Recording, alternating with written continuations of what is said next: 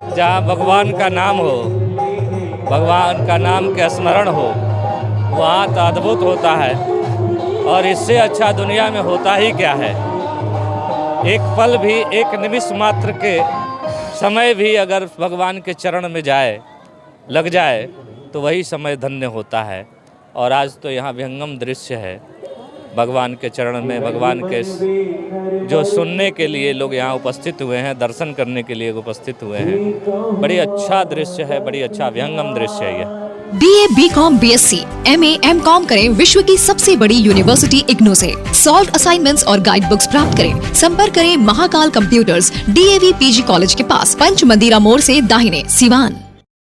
नमस्कार, हम रोहित रवो देखते मैच बॉक्स। अभी मैच बॉक्स की टीम हसनपुरा प्रखंड के चांदपरसा में मौजूद भी है, जहां पर 124वां वार्षिकोत्सव एवं रुद्राभिषेकात्मक महायज्ञ होता है। श्री राम जानकी मंदिर चांदपरसा पिपरा हटे। लगभग ये हम बात करी बहुत दिन से एजी जन जग चल रहा बाटे और काफ़ी एजी हम कह सकते हैं काफ़ी शांतिपूर्ण तरीका से और काफ़ी भव्य तरीका से एजी ये महायज्ञ करावल जाता है। सबसे पहले रहा मंदिर के दर्शन करा देते चाहतनी।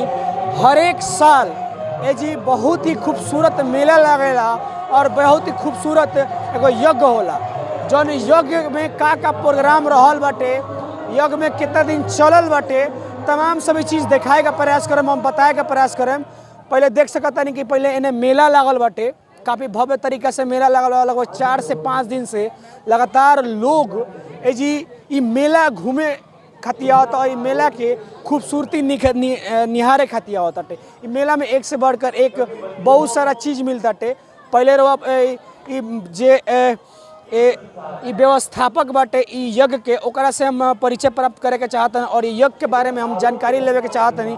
और वह जैसे कि पता बा कि दान पेटी बाटे, जे भी दान करता था रसीद कटाया जाता था और रसीद के रूप में प्रसाद देहल जाता था। चलिए आइए हम जाने का प्रयास करते नहीं, थोड़ा यज्ञ के बारे में थोड़ा जानकारी दी हमरा के। सर्वप्रथम मैच बॉक्स के सारा टीम के एजी अइला खातिर बहुत बहुत धन्यवाद देता नहीं हम, चूँकि यज्ञ के संपादित कराए में मैच बॉक्स के भी बहुत बड़ा योगदान बा। राणा जी हमनी खातिर क्लिप्स बना के भेजे नहीं, जेकरा माध्यम से हमनी के प्रचार करावे नहीं सन। और ये अनवरत 4 साल से चलता होता।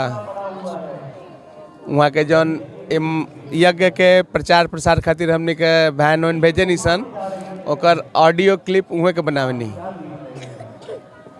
वहाँ के हम निमंत्रित भी कैले रहनी है। खैर सारा टीम आयल, बहुत बहुत धन्यवाद, बहुत अच्छा लागल। चूँकि मंदिर जौन राम जानकी मंदिर बा 1901 से अनवरत में पूजा होता।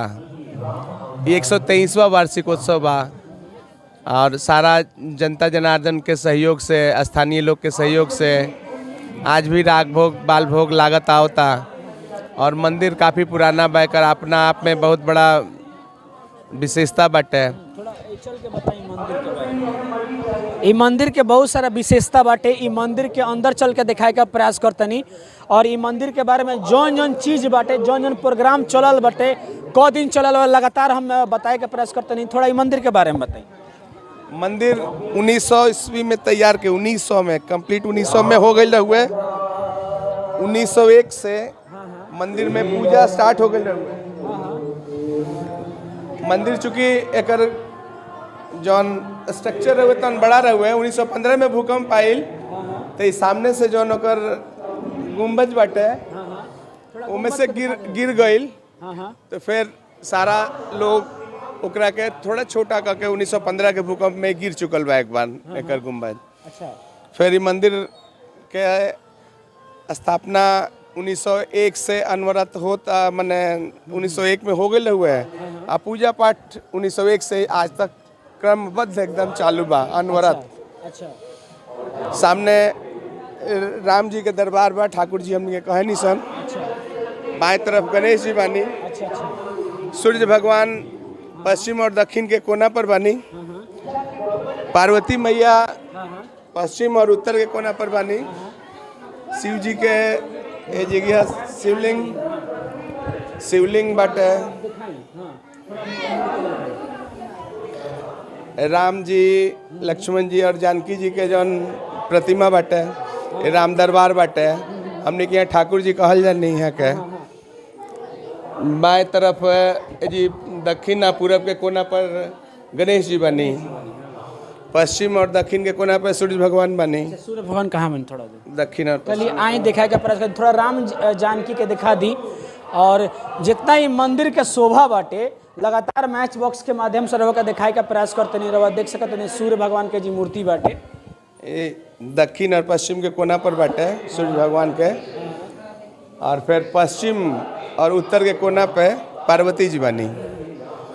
हमारे साथ हमारा गांव के हमारे बहन लोग बाटे, ये लोग बाहर से आयल बा। ये लकी है, ये आयल बड़ी लखनऊ से, बाराबंकी से।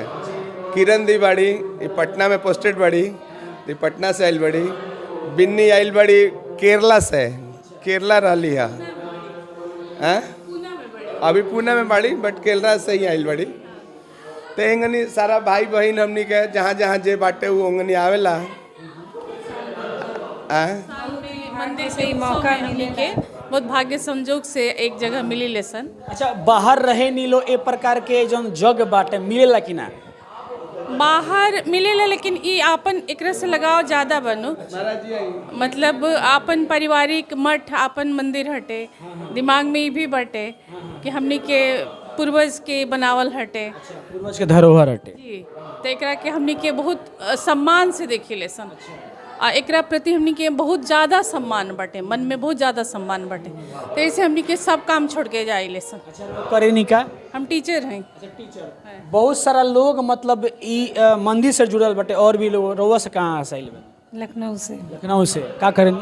कुछ ना, हाउस वाइफ। हाँ। कैसा लगा था ये प्रकार का प्रोग्राम देख के जग? अच्छा, बहुत ही अच्छा। अच्छा, हाँ, शांति महसूस होता, शांति का अनुभूति होता। बिल्कुल अपने लोगों से मिलके, अपन सब लोग, अपन भाई भतीजा, घर परिवार, बाकी भगवान के मंदिर के पूजा सब कुछ देख के बहुत अच्छा, बहुत खुशी महसूस। रउआ ई मंदिर के बारे में क्या कह सकते हैं? केरला जैसे शहर में रहल बनी, एक प्रकार के अनुभूति कहाँ? हमनी के पूजा करे के ना मिली ये अपन मंदिर हमनी के पूजा करे के सब चीज मिली। बाहर के कितनो बड़ा मंदिर में जाई, बाहर से दर्शन करके बाहर, लेकिन हमनी के अपन मंदिर है, अपन तरह से पूजा करे सब, अपन सब चीज बा, सब लोग बा, ये सब बा। हमनी के बाहर से कुछ चलेगा। मंदिर के पुजारी जी बानी, हम जाने का प्रयास करते हैं कि कार्यक्रम कब से चलत अटे, लगातार को दिन से चलत अटे? ये प्रोग्राम दिन शनिवार 11 तारीख से चल रहा बा। शनिवार के कलश यात्रा रहे, आज समापन हुई। समापन, हाँ। 7 दिवसीय जग रहा, ये आज संपूर्ण हो गई। अभी कथा बाजा के प्रोग्राम चल रहा बा, इहो 12 बजे ले कंप्लीट हो जाए। अच्छा, कैसा लगा था? बहुत दूर दूर से लोग आवत अटे? बहुत दूर दूर से लोग, हजरपुरा से है, सरजू जी के किनारा सिसवन से लोग आवता है, सिवान से लोग आवता, जनता बाजार से 2 गाड़ी का लाई रही सर। लगातार 7 दिन से श्री भागवत कथा होता टे, लगातार दिखाए का प्रयास करता नहीं कि रवा देख सकता नहीं कि 7 दिन से जब भागवत कथा होता टे काफ़ी ज़्यादा भीड़ जुटता टे भागवत कथा सुने खातिर। और तमाम सभी महिला, तमाम सभी पुरुष, सब केहू शांति के अनुभूति खातिर ई भागवत जौन कथा बाटे सुने खातिर आवत बाटे। रवा ई व्यवस्था देख सकता नहीं, व्यवस्था काफ़ी बहुत बढ़िया ढंग से कल गई बाटे। एक तरफ महिला के रो बनावल बा, एक तरफ पुरुष के रो बनावल बाटे, और तमाम सभी जितना भी महिला बाटे, जितना भी पुरुष बाटे, सब के वो धीरे धीरे आवत बाटे और ई भागवत कथा के आनंद उठावत बाटे। रवा दिखाए के प्रयास करता नहीं, ई जौन भागवत कथा बाटे काफ़ी लोग जुटल बा, काफ़ी लोग भागवत कथा खातिर दूर दूर से वो लोग आवत, लगभग हसनपुरा से लेके, रघुनाथपुर से लेके और दुरौंधा से लेके, लगभग हम कहीं तब लगभग 50 किलोमीटर दूर से ई भगवत कथा के सुने खातिर आवत बाटे। एक तरफ देख सकता नहीं कि पुरुष लोग बाटे, एक तरफ लोग महिला लोग बाटे, तमाम सभी लोग शांतिपूर्ण तरीका से ई भगवत कथा के आनंद उठावल बाटे। ई लगभग 7 दिन तक ई जन महायज्ञ चलताटे और काफ़ी भव्य तरीका से ई महायज्ञ करावा जाता पूरा ग्रामीण के द्वारा और सब लोगों के द्वारा। ई जन महायज्ञ होताटे ई चांद प्रसाद पिपरा में होताटे, श्री राम जानकी मंदिर हटे अभी सांसद पति अजय कुमार सिंह जी जहाँ भगवत कथा होता तो मंच पर बानी और संबोधन कर रहा बानी। अब चली तमाम सभी चीज़ बारी बारी से बारीकी से ये जो महायज्ञ होता है वो चीज़ के दिखाए। तब तक रवा बना रही मैच बॉक्स के साथ। रवा जैसे कि जाने तारी कि महायज्ञ में सांसद पति अजय कुमार सिंह जी आयल बानी, ये बताई कि जो महायज्ञ में आयल बानी कितना अच्छा लगा तटे। जहाँ भगवान का नाम हो, भगवान का नाम के स्मरण हो, वहाँ तो अद्भुत होता है। और इससे अच्छा दुनिया में होता ही क्या है। एक पल भी, एक निमिष मात्र के समय भी अगर भगवान के चरण में लग जाए तो वही समय धन्य होता है। और आज तो यहाँ विहंगम दृश्य है भगवान के चरण में, भगवान के जो सुनने के लिए लोग यहाँ उपस्थित हुए हैं, दर्शन करने के लिए उपस्थित हुए हैं। बड़ी अच्छा दृश्य है, बड़ी अच्छा विहंगम दृश्य है ये। रवा कहनी कि 7वां दिन जो होला काफ़ी भव्य होला, काफ़ी बेहतर होला। एकर का राज बा कि 7वां दिन के बेहतर बनाए खातिर लोग जुटेला? सनातन धर्म हिंदू संस्कृति में 7 चीज़ के बड़ी महत्व है। 7 दिन का महत्व है, 7 फेरा का महत्व है, 7 निश्चय का महत्व है। बड़ी 7वां दिन बड़ी शुभ होता है। हमारे सनातन धर्म हिंदू संस्कृति में 7वां दिन बड़ी शुभ होता है। इसलिए 7वां दिन जो है ऑटोमेटिक ईश्वर की कृपा से वो शुभ होता है और वहाँ सब सफल होता है। अच्छा, ये व्यवस्था के बारे में क्या कहे चाहते हैं? यज्ञ के व्यवस्था बहुत सुंदर हुआ है, बड़ी सुंदर हुआ है। यज्ञ समिति के लोगों को मैं हृदय से धन्यवाद देता हूँ कि आप लोगों ने जो यह व्यवस्था हर साल की भांति इस साल भी किए हैं। बड़ी अच्छा व्यवस्था हुई है। बड़ी यहाँ जगह भी है, यहाँ प्राकृतिक जो है स्थान है, प्राकृत का सब छटा है।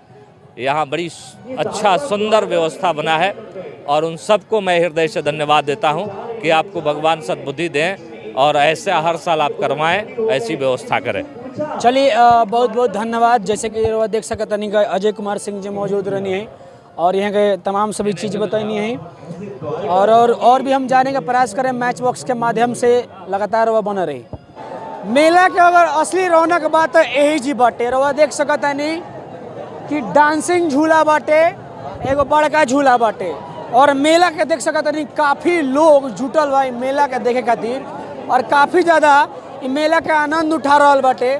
महिला हो को चाहे पुरुष हो, तमाम सभी लोग रवा देख सकता नहीं कि मेला के आनंद उठाए खातिर पहुँचल बा लोग। और सबसे अधिक मेला का अगर मजा बाटे तो ये बड़का झूला पर झूले बाटे, काहे पर यही पर सब के आनंद उठाओ ताटे और जो डांसिंग झूला बाटे यही पर आनंद उठाओ ताटे।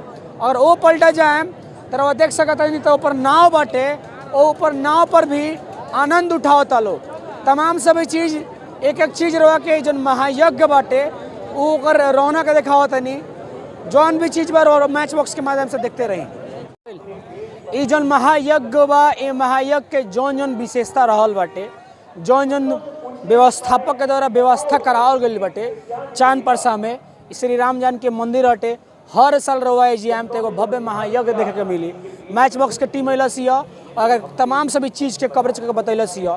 कमेंट बॉक्स में लिख के बताई कैसा लगल और ये वीडियो को ज़्यादा शेयर करी। नमस्कार।